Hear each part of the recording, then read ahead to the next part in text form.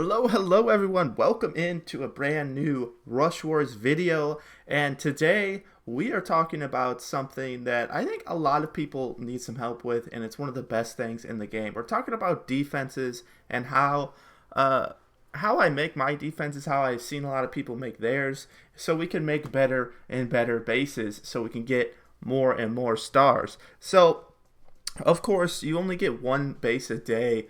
So what we're going to do, I'm going to actually make defenses in the domination I'm in right now. But I just wanted to quickly go over, this is the defense I have now. And it's pretty similar for me across the board. I use pretty much this lineup for everything. And that's just simply have the guards and the shield dudes up front just to tank a little bit for the lasers, the turrets, and the bomber. Pitchers. I almost said bomber ladies. But anyway, the only weakness to this kind of defensive style is when I go up against HQ5s, which I don't know how many of you guys go through that. It depends on where your trophy range is at. Sometimes they use their card that drops troops down on this back gold mine and wind up one-starring me just from that. So anyway, let's go ahead. Let's make some defenses. I'll kind of go through the process in my head. This is kind of nice because it just has to be whatever it is. All right, so we've got lots of laser dudes in this defense, which is nice. So what I'm going to do is I'm going to put a turret. I'm going to put it here. I'm going to pay to remove that so I don't have to worry about it. I'm going to have this guy right here. This guy is just, I'm just going to leave him here. Anyone who comes down there is going to get that to the face. This laser guy, I'm going to put him directly on the bridge. And then I'm going to put this shotgun guy. Like, I kind of want to give backup to these two up here, but at the same time, I don't know. I think that would be the best place for him. I'm going to move him back. I'm going to keep him there, and I'm going to move him up and over a little bit.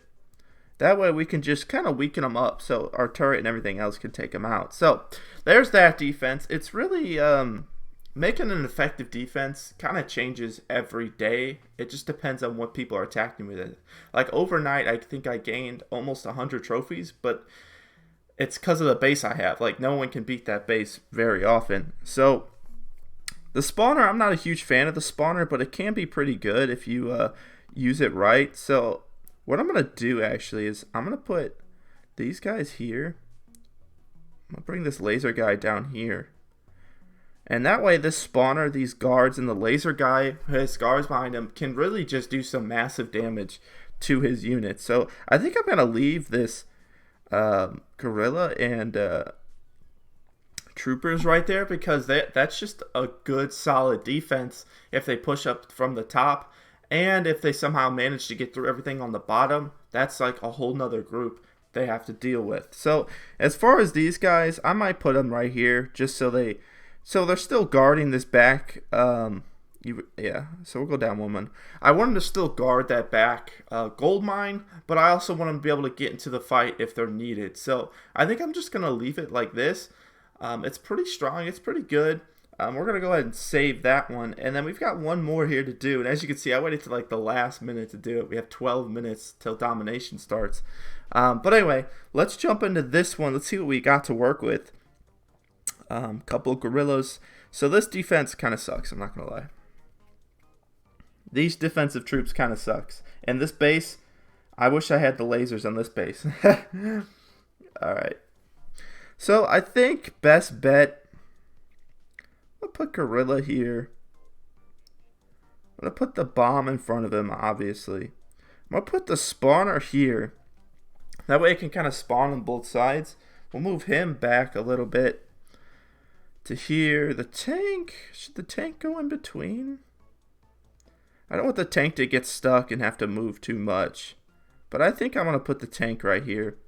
And then the bazooka guy, he's just going to come up here and chill behind the gorilla in order to kind of support him in splash damage wise. So hopefully this defense holds. This is probably the weaker one, but it's kind of like how I go through it. It's important just to have a tank, a small tank in front of some splash damage essentially is like the best possible defense you can have. Or use a lot of bombs and trick people. That also works a lot as well. Alright, so let's go ahead and save that. Let's see what the chat is saying. Okay, I don't feel like reading that. But hopefully, I don't know. Like, I'm gonna go through this design again because this is kind of using the traps to my advantage here. Because I put a trap down here at the bottom, and you can't see traps obviously. So when most people send their units down the bottom of this base. So when these guys engage, this guy's not gonna run forward unless they push up past this. So the bomb is there to weaken up anything we have to deal with. Then the bomber lady, why do I keep saying bomber lady? The pitcher, I'm crazy this morning. The pitcher, it's just splash backup. As we all know, the pitcher's really good, and it's, of course, always remember to leave two pitchers semi close to each other. Like, you want them within each other's range. That way they just destroy everything that comes at them, because two pitchers throwing on anything is really just going to wreck their day. And of course, I've got the guards and some bombs in front of them, thanks to the clan, in order to defend the pitchers and keep them alive a little longer. Then back here, of course, got a turret. It shoots across the bridge. It defends that gold mine. It defends the one behind it, and it kind of defends the third one back here. So today, kind of a short video.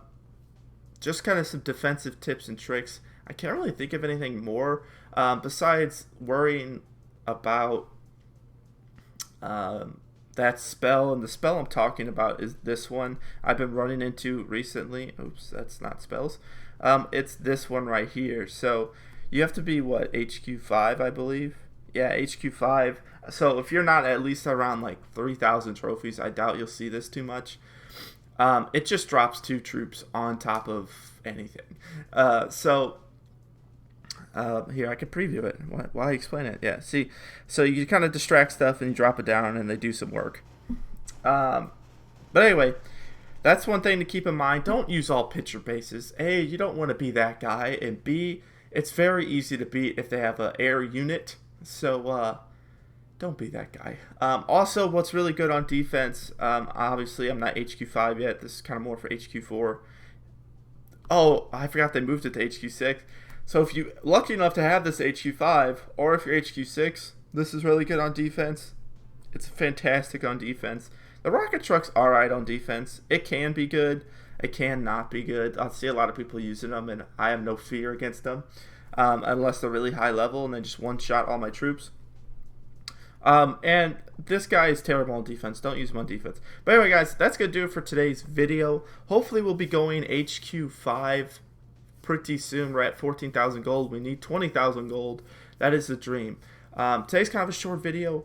I just wanted to quickly give some defensive tips and tricks. Hopefully, you learned a little something. Hopefully, you can strategize. If you guys have any other tips, let me know down in the comments below. If you're new to the channel, of course, subscribe, like, do all that good YouTube stuff. And hopefully I'll see you in the next one. Peace out, homies.